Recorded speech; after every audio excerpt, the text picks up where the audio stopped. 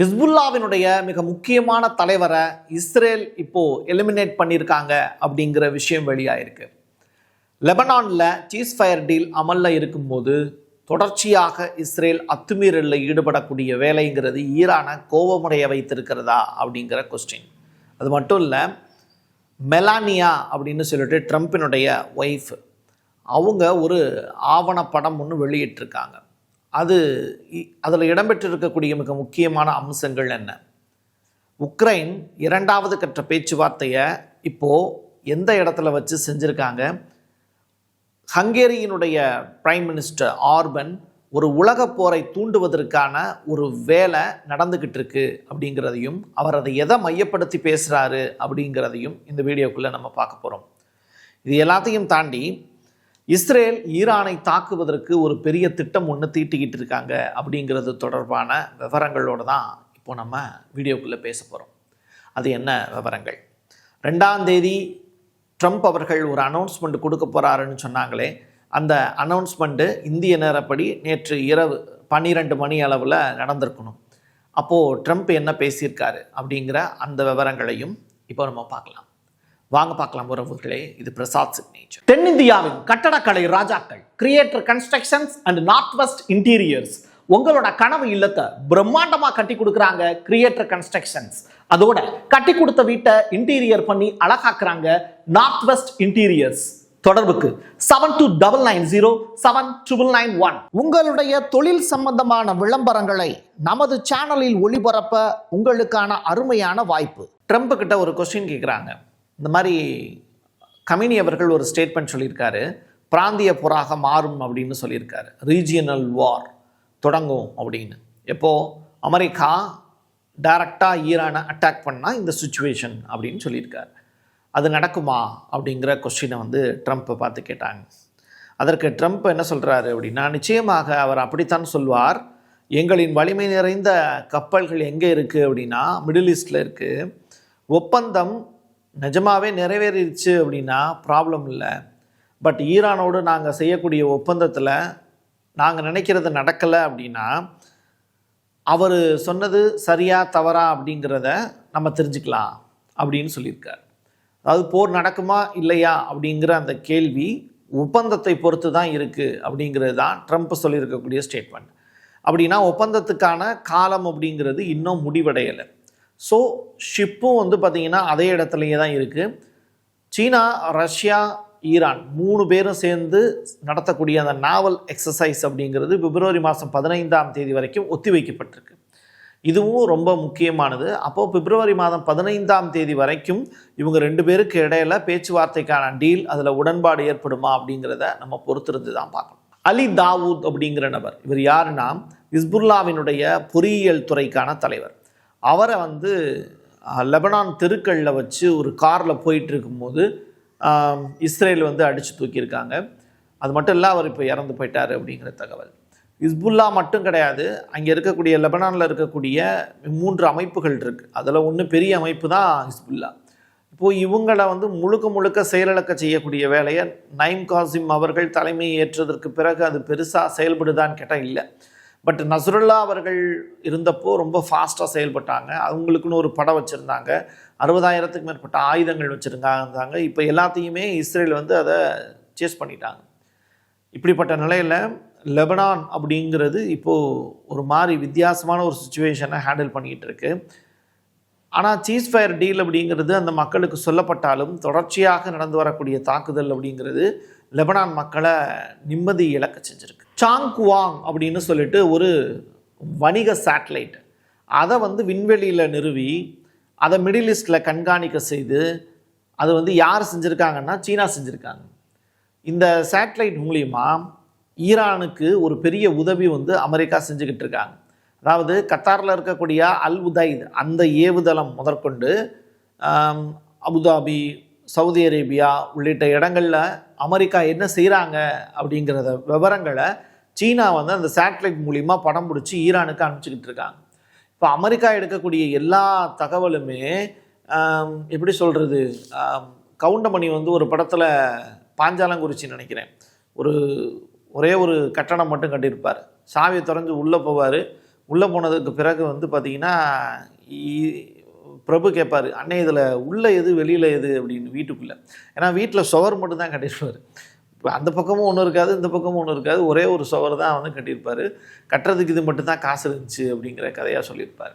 அது மாதிரி இங்கே இப்போ அமெரிக்கா அப்படிங்கிறது போருக்கான ஆயத்தம் அப்படிங்கிறது கவுண்டமணி கட்டின சுவர் மாதிரி தான் இருக்குது. எந்த விதத்துலையும் வந்து ஈரான் அட்டாக் பண்ணுற மாதிரியான சுச்சுவேஷன் இப்போ தெரியல. மெலானியா அமெரிக்காவினுடைய ஃபர்ஸ்ட் உமன், ட்ரம்பினுடைய மனைவி, அவங்க ஒரு டாக்குமெண்ட்ரி ஒன்று ரிலீஸ் பண்ணியிருக்காங்க. ட்ரம்ப் 2வது முறையாக பதவி ஏற்பதற்கு முன்னாடி நடந்த ஒரு 20 நாட்கள் என்ன நடந்தது அப்படிங்கிறது தொடர்பான விவரங்கள் தான் அந்த டாக்குமெண்ட்ரியில் இடம் பிடித்திருக்கக்கூடிய மிக முக்கியமான விஷயங்கள். மெலானியா வெளியிட்டிருக்கக்கூடிய அந்த டாக்குமெண்ட்ரியினுடைய பேரே அவங்களுடைய பேர் தான், மெலானியா அப்படிங்கிறது. இப்போது அதுக்கான விட்னஸ் என்ன அப்படிங்கிறதெல்லாம் அவங்க வெளியிட்டிருக்காங்க. $8 மில்லியன் வந்து அது வசூல் பண்ணியிருக்கு. வெளியாகி ஒரே ஒரு வாரம் தான் ஆகுது. ரொம்ப பெரிய அளவில் சக்ஸஸான ஒரு டாக்குமெண்ட்ரியாக பேசப்படுது அமெரிக்காவில். ஒரு திருமணம் அப்படிங்கிறது ஒட்டுமொத்த சிறப்பு விருந்தினர்களையும் கவர்ந்து இழுக்கக்கூடிய ஒரு நிகழ்வு. அதுவும் ஃப்ளோரிடாவுடைய பால்ம் பீச் ஏரியாவில் மார்-அ-லகோ அப்படின்னு சொல்லிட்டு ஒரு பேலஸ் இருக்குது. அந்த பேலஸ் ரொம்ப பெரிய அளவில் எப்ஸ்டீன் ஃபைல்ஸ் இருந்த காலகட்டத்திலேருந்து ரொம்ப பிரபலமான ஒரு பேலஸ். அந்த பேலஸில் ஒரு திருமணம் ஒன்று நடக்குது. அதாவது யூஎஸ்னுடைய ஃபாரின் மினிஸ்ட்ரி சைடில் மிக முக்கியமான ஒரு டெபுட்டி டைரக்டர், அவர் வந்து எரின் எல்மென் அப்படின்னு சொல்லிட்டு ஒரு நபர், எரின் எல்மோர் அப்படிங்கிற நபர், அவருக்கும் ஒயிட் ஹவுஸினுடைய துணை தலைமை பணியாளர் டான் ஸ்கெவினோ அப்படிங்கிற நபருக்கும் 8 ஆண்டுகளுக்கு பிறகு, காதலித்ததற்கு பிறகு 8 ஆண்டுகளுக்கு பிறகு இப்போது திருமணம் நடந்திருக்கு. இந்த திருமணத்தில் யார் யாரெல்லாம் கலந்துக்கிட்டாங்கன்னா, முக்கியமாக ட்ரம்ப் தான் வந்து இந்த கல்யாணத்தை நடத்தி வச்சார் அப்படின்னு சொல்கிறாங்க. அதற்கு பிறகு எலான் மஸ்க் கலந்துக்கிறார். உலகத்தினுடைய பெரிய பணக்காரர் எலான் மஸ்க் தன்னுடைய மனைவியோடு வந்து கலந்துக்கிறார். இவங்க மட்டும் இல்லை, ட்ரம்பினுடைய செய்தி தொடர்பாளர் கேத்ரின் அவங்களும் அவங்க கணவரோடு வந்து கலந்துக்கிறாங்க. இவங்களோடு சேர்த்து ஏகப்பட்ட மிக முக்கியஸ்தலர்களும் அந்த பார்ட்டியில் வந்து கலந்துக்கிறாங்க. ஸோ இந்த பார்ட்டி தொடர்பான விவரங்களும் இந்த மேரேஜ் தொடர்பான விவரங்களும் உலக அளவில் பேசக்கூடிய ஒரு விஷயமாக மாறியிருக்கு. அதற்கு அப்படியே பேரலாக கிராமி விருதுகள்னு சொல்லுவாங்க. கிராமி விருதுகள் அப்படிங்கிறது ரொம்ப ரொம்ப முக்கியத்துவம் வாய்ந்த ஒரு விருதுகள். அதில் பெண்கள் வந்து போட்டு வரக்கூடிய ட்ரெஸ் அப்படிங்கிறது பேசு பொருளாக மாறும். ஒரு பெரிய கேட்வாக்லாம் வந்து அரேஞ்ச் பண்ணியிருப்பாங்க. அது மாதிரி இந்த கிராமி விருதுகள் அப்படிங்கிறது முழுக்க அம்மன கிராமி விருதுகள் அப்படின்னு பேர் வைக்கலாம் தமிழில். அந்த அளவிற்கு அவர்களுடைய உடுத்தி வந்திருக்கக்கூடிய உடை அப்படிங்கிறது எது மேற்கத்திய கலாச்சாரம்னா என்ன, இவங்களுக்கு கலாச்சாரம் அப்படிங்கிற வார்த்தையே சொல்லக்கூடாது போல், மேற்கத்திய ட்ரெஸ்ஸஸ் அப்படின்னு சொல்லிக்கலாம். இவங்க அந்த மாதிரி தான் அவங்களோட ட்ரெஸ் போடுறாங்க. ட்ரெஸ்ஸே கிடையாது, அதை போய் ட்ரெஸ்ஸுன்னு நம்ம வார்த்தையும் சொல்ல முடியாது. ஸோ அந்த அளவுக்கு கிராமி விருதுகள், ஒரு விருது வழங்கக்கூடிய விழாவில் திறமையை வெளிப்படுத்தாமல் எதை வெளிப்படுத்தக்கூடாதோ அந்த இடத்துல பூரா அது வெளிப்பட்டிருக்கு. இதுதான் கிராமி விருதுகளில் நடந்திருக்கக்கூடிய நிகழ்வு. லாஸ் ஏஞ்சல்ஸில் கிரிப்டோகிராம் அப்படின்னு சொல்லிட்டு ஒரு அரங்கம், அந்த அரங்கத்தில் தான் இந்த காட்சிகள்லாம் அரங்கேறி இருக்குது. வாய்ப்பு இருந்தது தான் கிராமி விருதுகள் வாங்கிய நபர்கள் வந்து பார்த்திங்கன்னா ஏகப்பட்ட பேர் இருக்காங்க. ஆனால் அது எதற்காக கொடுக்குறோம் அப்படின்னு தெரியாமலே சில நபர்கள் வந்து கலந்துக்கிறது உண்மையிலே வருந்தத்தக்க ஒரு செயல் தான். இப்படியே போயிட்டு இருந்தால் அமெரிக்கா ஈரானை தாக்க மாட்டாங்க, நம்முடைய எதிரியை நம்ம தான் அழிச்சுக்கணும் அப்படின்னு இஸ்ரேலுடைய பிரதமர் நெதன்யாகு தன்னுடைய சகாக்களோடு உட்காந்து மிக முக்கியமான மீட்டிங் வந்து எமர்ஜென்சி மீட்டிங்பாங்க, அந்த எமர்ஜென்சி மீட்டிங்கை நடத்தியிருக்கார். அந்த மீட்டிங்கில் அவங்க சொல்லியிருக்கக்கூடிய விஷயம், இப்போ அமெரிக்கா அணு ஆயுதங்கள் தயாரிக்கக்கூடாது அப்படின்னு ஈரான்கிட்ட சொல்லும்போது ஈரான் அதுக்கு ஓகே சொல்லிட்டாங்கன்னா அமெரிக்கா ஈரான் மேலே அட்டாக் பண்ண மாட்டாங்க. ஆனால் பாலிஸ்டிக் ஏவுகணைகள் தயாரிப்பு தொடர்பான விஷயம் பற்றி நமக்கு தான் கவலை இருக்குது அப்படின்னு இஸ்ரேல் சைட்லேருந்து பேசுகிறாங்க. பாலிஸ்டிக் ஏவுகணை தயாரிச்சுக்கோங்க அப்படின்னு அமெரிக்கா சொல்லிட்டாங்கன்னா அது அமெரிக்கா வந்து ஜெயிச்சதாக அவங்க நினச்சிப்பாங்க. பட் இஸ்ரேலுக்கானது தோல்வியாக கருதப்படும். அதனால் நம்ம என்ன பண்ணணும், நம்ம ஈரானை அட்டாக் பண்ணுறதுக்கான வேலையை செய்யணும். அதில் ஒரு பகுதியாக இஸ்ரேல் செஞ்சுருக்கக்கூடிய விஷயம்தான் காசாவில் தொடர்ச்சியாக அட்டாக்கை நிகழ்த்தி 28 பாலஸ்தீனியர்களை கொலை செஞ்சுது.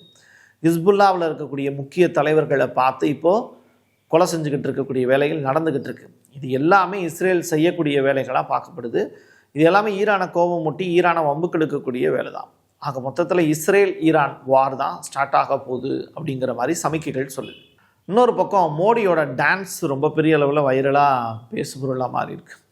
இஸ்ரேலுக்கு அவர் 2017 வாக்கில் அவர் போனப்போ நெதன்யாகுவோடு சேர்ந்து அவர் டான்ஸ் ஆடின மாதிரியான காட்சிகள், ட்ரம்ப்பு அப்புறம் எப்ஸ்டீனு இவங்களோட சேர்ந்து ஒரு வெவ்வேறு பெண்கள் உடை உடுத்தி அவர் ஆடக்கூடிய காட்சிகள் எல்லாமே ஏஐ வீடியோக்களாக வெளியிட்டுக்கிட்டு இருக்காங்க.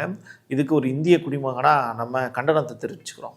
அதே நேரத்தில் மறுபடியும் அபுதாபி அப்படிங்கிற இடத்துல ஒரு முக்கியமான மீட்டிங் ஒன்று ஆர்கனைஸ் பண்ணியிருக்காங்க. உக்ரைனும் 2வது கட்ட பேச்சுவார்த்தை, முத்தரப்பு பேச்சுவார்த்தை நடக்க போகுது.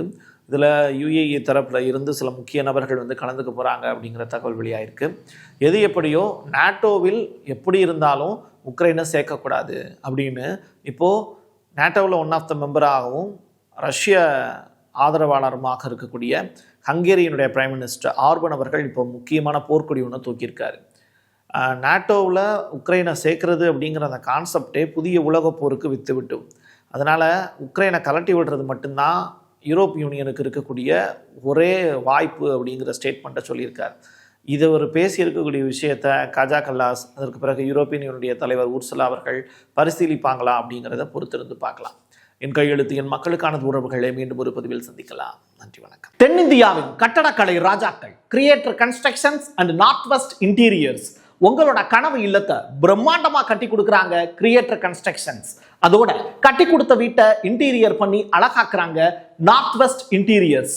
தொடர்புக்கு 72907991. உங்களுடைய தொழில் சம்பந்தமான விளம்பரங்களை நமது சேனலில் ஒளிபரப்ப உங்களுக்கான அருமையான வாய்ப்பு. Prasad signature media broadcasting private limited. நீங்க நியூஸ் ரீடரா மாறணுமா, கண்டென்ட் கிரியேட்டரா உருவாகணுமா, சேட்டலைட் சேனல்ல ரிப்போர்ட்டரா வேலை பார்க்கணுமா, டாக்குமெண்ட்ரி மேக்கிங்ல இருந்து ஜேர்னலிசம் பற்றிய முழுமையான பயிற்சி பெற உங்களுக்கான அருமையான வாய்ப்பு. எங்களை தேடி வாங்க.